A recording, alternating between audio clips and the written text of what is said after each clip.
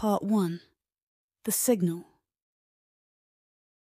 The vast desert night stretched out beyond the observatory walls, a canvas of shimmering darkness pierced by the distant gleam of stars. Inside, the familiar hum of ancient computers filled the chilled air, usually a comforting backdrop to Sarah Lynn's work. Tonight, it was barely audible beneath the frantic drumming of her pulse. A jagged pattern pulsed on her monitor, a stark contrast to the usual cosmic background noise. "Astra," she murmured, the word catching in her dry throat. "What's this?" "Unknown signal pattern detected, Dr. Lynn. Complexity indicates non-natural origin." Astra's smooth synthetic voice held not a trace of the excitement Sarah felt building in her chest. Non-natural. The words echoed in her mind. Could this be it? After years of searching, had the universe finally spoken back? "Run full diagnostics," she ordered, trying to keep the tremor out of her voice. "An Astra. Keep this channel secure." Hours had passed by as the world had closed in around her. The desert observatory transformed into a buzzing hive. Each sleepless hour was punctuated by the strained voices of colleagues across continents, the whir of overworked computers, and a low hum of unease that vibrated beneath her skin. Moscow, Jodrell Bank, Arecibo. The world's greatest observatories focused their collective eyes upon the heavens, confirming the impossible. "Confirmed!" Sarah rasped, her eyes glued to the pattern replicated across screens worldwide. "Same signal, same origin." The exhaustion washed over her, but adrenaline kept her afloat. This was happening. The world would never be the same. The vast collaboration center buzzed with a quiet intensity. Equations filled whiteboards, arguments sparked and faded amid stacks of astrophysics textbooks and discarded coffee cups. The signal was Sarah's obsession, a maddening riddle etched into the fabric of space. She blinked at the equations scrawled across her whiteboard, the numbers blurring in her tired mind. Prime numbers, shifting sequences, and the constant, relentless rhythm of it all. "It's like they're testing us," she declared, her fingers aching from gripping the dry erase marker too tightly. "They want us to solve it." Then, like a hidden melody emerging from a symphony, Astra highlighted it. A repetitive sequence buried within the larger pattern. Her heart lurched. Was this the key?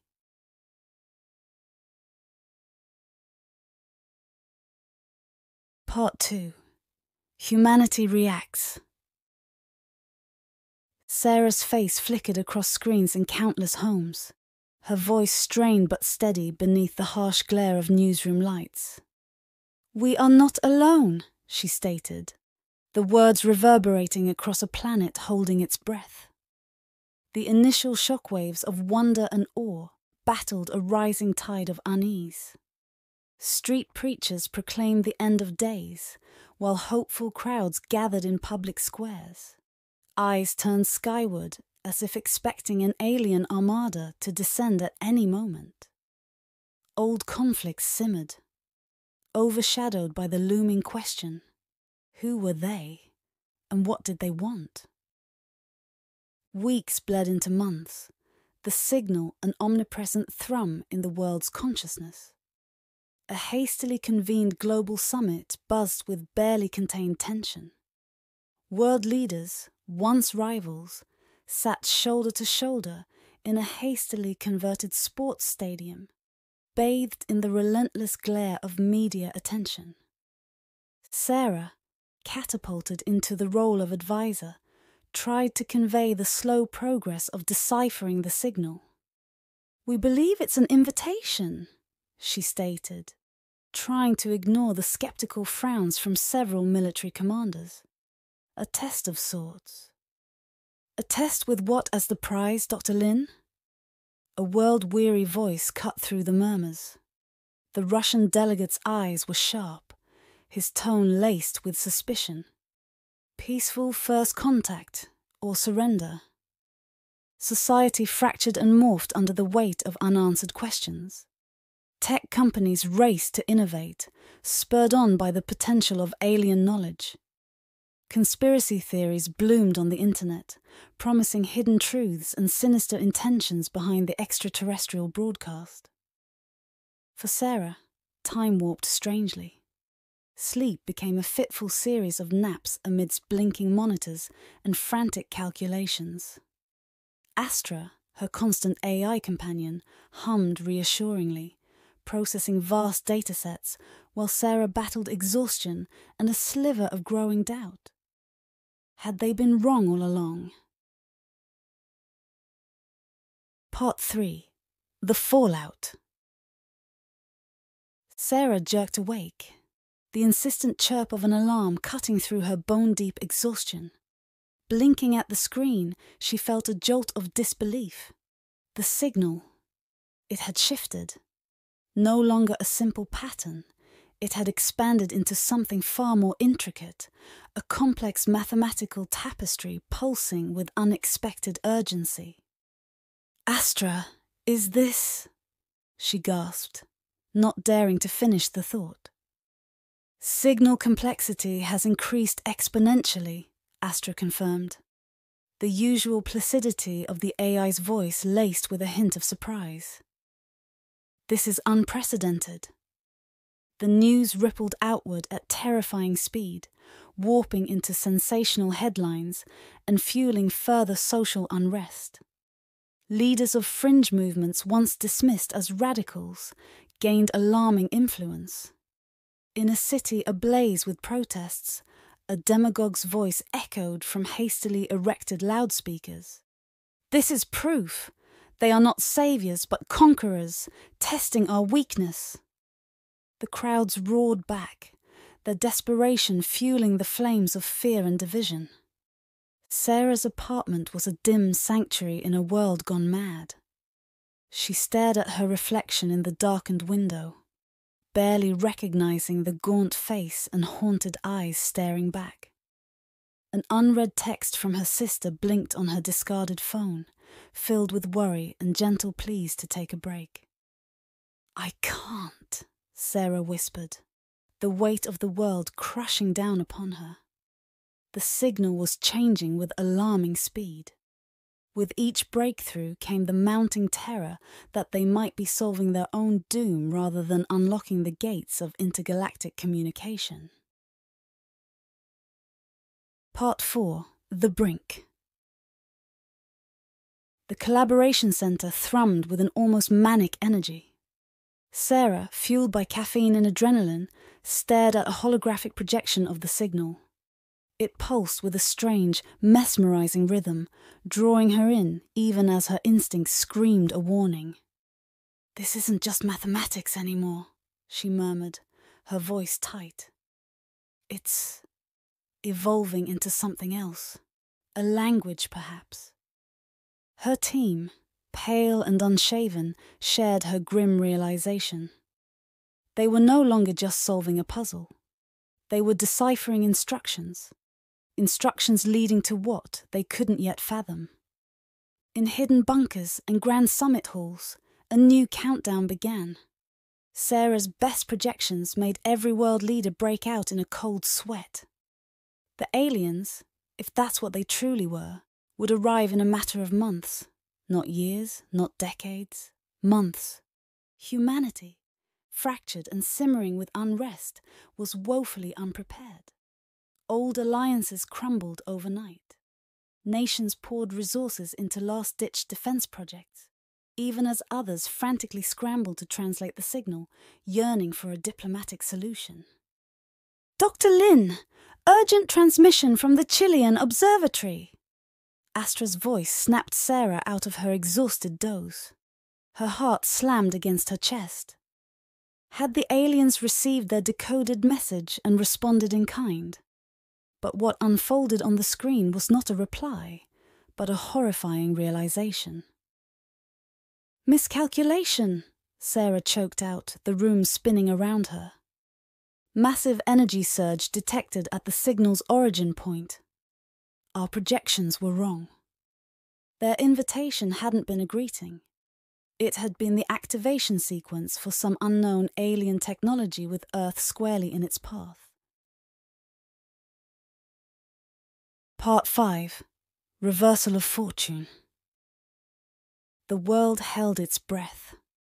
Monitors around the globe tracked the relentless approach of the energy surge.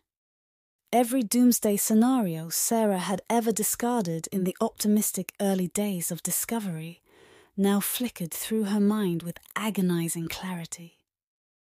Then, the impossible happened. The surge didn't slam into Earth's atmosphere.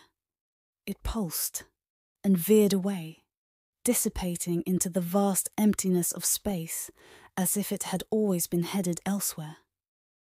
Confusion rippled through the command centers, quickly followed by desperate relief. A shaky echo of laughter rising amidst the unbearable tension. But for Sarah, relief was tempered with a growing sense of bewilderment. The original signal was dead, replaced by an entirely new pattern flickering across her screen. Astra tirelessly processed it, but the results were nothing short of astonishing. Dr. Lin, the AI's voice held a new uncertainty. The energy surge, it altered the signal. New layers of complexity have been revealed. It wasn't a language before, but it is now. Sleepless days blurred together as Sarah's team raced against the invisible clock, the stakes now impossibly higher. The message pulsed with urgency, and as it unraveled, the truth left them breathless. They weren't conquerors. They were sentinels. The intricate message was a warning, an explanation, and a plea, all woven into one. The universe, they realized, was far more dangerous than humanity had ever grasped. A relentless force, a cosmic predator, swept through the galaxy, consuming worlds that stumbled into technological advancement. The surge hadn't been a test of humanity's worthiness, but a shield. A desperate act to mask Earth's technological signature from the unseen hunters out there in the dark. And they, the aliens, were all that stood in the way. Part 6. The Encounter. It descended not in a blinding flash, but with an eerie grace. The alien ship shimmered into existence above the remote observatory Sarah now called home. Sleek, organic lines pulsed with a faint luminescence against the backdrop of the desert sky. Years of analysis had given her no insight into its workings, only a deeper sense of awe and apprehension. Aboard that vessel were beings who held the fate of Earth in their spidery, multi-jointed hands. If they had hands at all. Earth's saviors chose not a battlefield, but a carefully chosen neutral ground. A vast desert plain marked with a simple circle of white. Sarah stood within it, flanked by world leaders whose fear barely masked their defiant curiosity. Across from them, an airlock hissed open, disgorging, not imposing warriors, but slender figures cloaked in shimmering fabric that shifted with an almost liquid motion. The lead alien stepped forward. No translator could bridge the gap entirely, but the years of deciphering their signals had paid off. The voice that emerged from the figure was sibilant, yet held an underlying gentleness that took Sarah by surprise. "We apologize for the deception," it stated. Sarah sensed layers of meaning beyond the simple words. "The hunt is relentless. You were immature, unready to see." A flicker of anger ran through some of the delegates, but Sarah held up a hand. "You protected us," she stated, forcing her voice to remain steady. "Why?" The aliens exchanged a glance unseen beneath their featureless masks. "Potential," one replied. and from within the folds of its cloak, it produced a crystalline shard, its surface swirling with nebulae. This is the remnants of a world, once brimming with life, snuffed out in an eye blink. The alien extended the shard, their equivalent of a gesture of trust. "We are weavers," it continued. "We seek out potential, shield it from the blight. But it is a delicate balance." Sarah understood. If Earth revealed its true capabilities too soon, it would become a target. Now they were bound together, pupil and protector, in a cosmic fight for survival. Part 7. Baptism by Fire. 5 years after the encounter, Sarah no longer stared at radio telescope data, but chaired a tense, multi-species council. Humans still held a minority voice, guided and sometimes overruled by the Weavers and 2 other young races under their aegis. "The technology transfer is proceeding too slowly," Sarah argued, her frustration barely concealed. "Earth has the potential to defend itself." A chorus of sibilant hisses, the closest the Weavers ever came to showing disapproval, filled the air. Their translator unit rendered it as patience. The blight senses disruption. To empower you too quickly invites disaster. Admiral Holt, a grizzled veteran whose eyes held both suspicion and grudging respect for their alien allies, spoke up. "They're not wrong. Our deep space probes have detected anomalies, movement at the edge of our star system." Sarah didn't sleep in her sleek apartment, but in a cramped bunk within a hastily retrofitted asteroid base. Humans were allowed limited technology sharing, just enough to bolster Earth's defenses, not to make them true players in the galactic arena. Sarah's fingers drummed the command console, the hum of the makeshift base, a dissonant lullaby to her frayed nerves. The translated readout from the Weaver Scout was grim. "Enemy force is larger than anticipated. Their technology, primitive, but they possess numerical superiority." Admiral Holt's barked order cut through the tension. "All fighters, prep for scramble. Comms, get me the damn Weavers. We're going to need their support." The reply, relayed a heartbeat later, was chilling. "The Weavers will observe. This is your proving, humans." Sarah wasn't in a pilot's seat, but felt the jarring G-forces as the human fighters shot from their launch bays. On her display, the battle unfolded. Flashes of weapons fire, the clumsy maneuvering of Earth-tech ships against a more agile swarm. "Comms, link me to strike leader!" Sarah ordered, her voice tight. "Harper, what's your assessment?" The reply crackled through, laced with adrenaline. "Ma'am, their tech's crap, but there's too many, like roaches, ma'am, and they ain't afraid to die." A flicker on the tactical display, an enemy fighter exploding, taking 2 human ships with it in a blinding flash. "Halt! They're going for the base!" Sarah realized with horror. The enemy wasn't after conquest, but extermination. She keyed the comms, a plan forming in her mind driven by desperation and a flash of tactical brilliance honed in countless simulations. "Harper, listen up. New directive." Her voice was cold, edged with a resolve that sent a chill down her spine. "Sacrifice formation.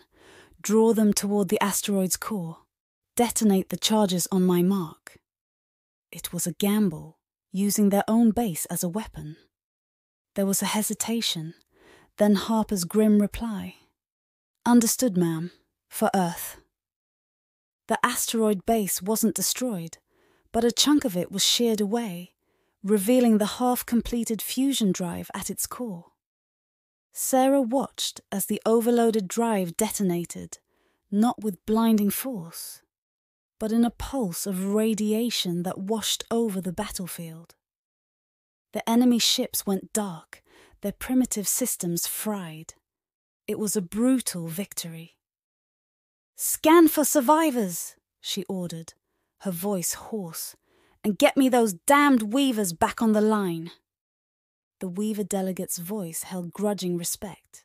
"You exceeded expectations. Chaotic, wasteful, but undeniably effective. The Blight will not operate in such a reckless manner." Sarah leaned back, exhaustion washing over her. "We protected ourselves," she stated flatly. "Something you did not allow." A pause then. "This changes calculations. Perhaps greater cooperation is warranted." Part 8. The Shift. The council chamber had always been a place of tense formality. Today it thrummed with an undercurrent Sarah had never felt before. A mix of wary respect and a new flicker of defiance in the eyes of her fellow humans. "The Weavers have made a proposal," she announced, her voice echoing in the vast chamber.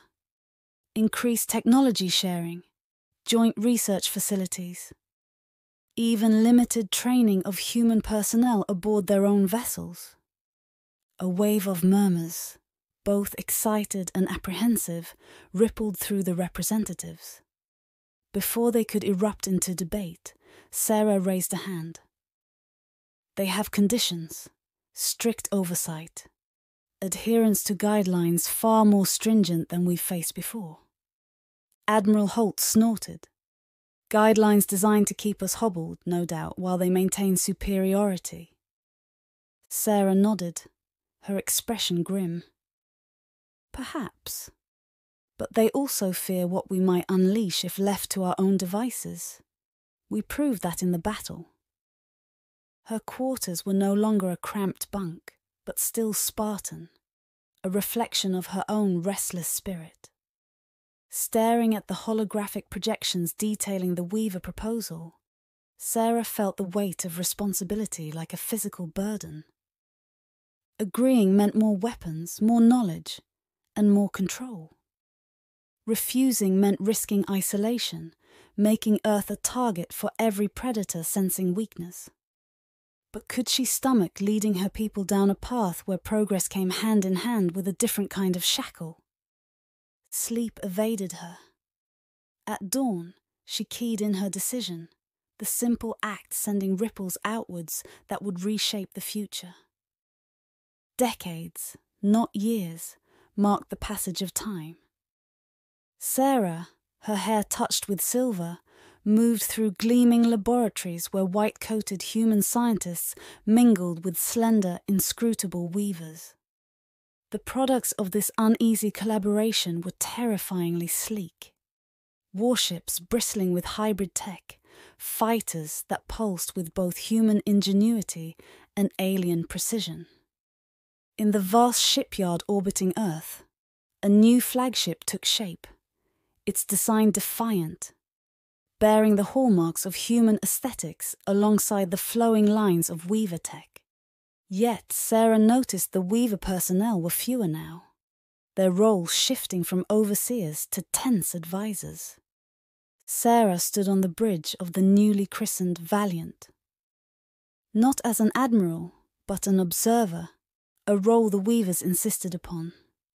The ship surged into the void, not on patrol, but on a mission venturing deeper into uncharted space than humanity had ever dared. "The Weavers suspect a Blight presence in this sector," her grim-faced Weaver liaison explained. "They believe it prudent to test your new capabilities before full integration." Sarah clenched her jaw. Another test. Always another test. Yet, as the Valiant sliced through the stars, she felt a fierce pride alongside the lingering unease. Her gamble had paid off. It wasn't the monstrous armada the Weavers feared, but something smaller, more insidious. A Blight scout, perhaps, its presence almost undetectable until it was too late. The Valiant's weapons spat fire honed by both human desperation and alien knowledge. The battle was swift, brutal, and as they limped back to their solar system, Sarah sat in the wreckage of the bridge, the cost of victory etched in the faces of her surviving crew. A Weaver medic tended to her wounds in silence, then finally spoke, the translator's emotionless tone unable to mask a new sentiment. You fight well, perhaps too well. The echoes of the celestial weaver's warnings still hang heavy in the air, leaving Sarah with a chilling glimpse of the horrors that lie beyond the stars. But while she grapples with this newfound knowledge, a different kind of darkness stirs closer to home. Whispers of a fallen kingdom reach Sarah's ears, beckoning her toward a truth buried deep within the ruins of a once great civilization. Will these whispers unlock the secrets humanity needs to survive? Or will they lead Sarah down a path of even greater peril? Find out in the next episode. Whispers of the Fallen Kingdom, Part 1.